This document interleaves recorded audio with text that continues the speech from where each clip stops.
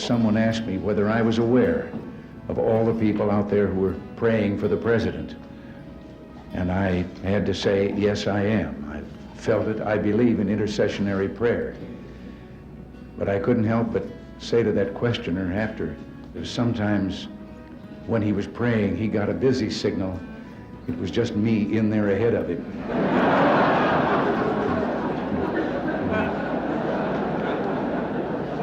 I think I understand how Abraham Lincoln felt when he said, "I have been driven many times to my knees by the overwhelming conviction that I had nowhere else to go." Now, I realize it's fashionable in some circles to believe that no one in government should encourage others to read the Bible. That we're told that we'll violate the constitutional separation of church and state established by the Founding Fathers in the First Amendment. The First Amendment was not written to protect people and their laws from religious values. It was written to protect those values from government tyranny. I've said that we must be cautious in claiming God is on our side. I think the real question we must answer is, are we on His side? No matter where we live, we have a promise that can make all the difference. A promise from Jesus to soothe our sorrows, heal our hearts, and drive away our fears. He promised there will never be a dark night that does not end. Our weeping may endure for a night, but joy cometh in the morning. He promised if our hearts are true, His love will be as sure as sunlight. And by dying for us, Jesus showed how far our love should be ready to go. All the way.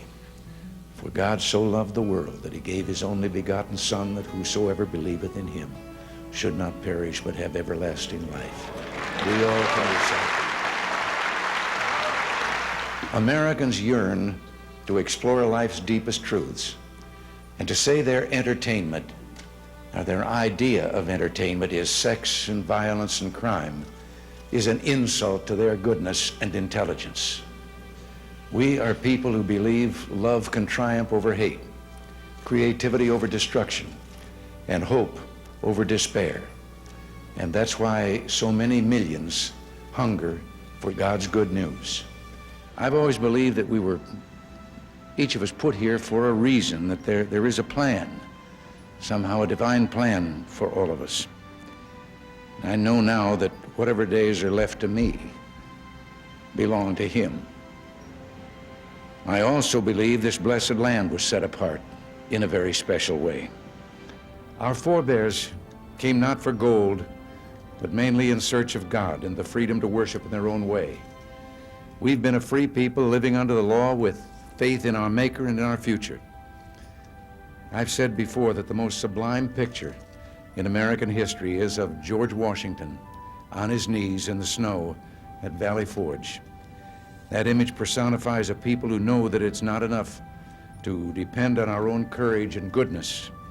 We must also seek help from God, our Father and Preserver.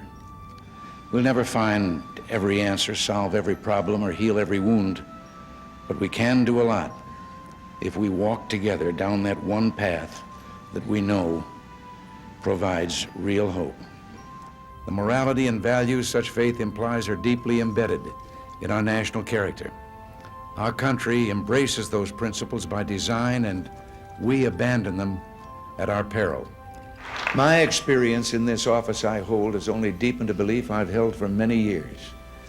Within the covers of that single book are all the answers to all the problems that face us today if we'd only read and believe.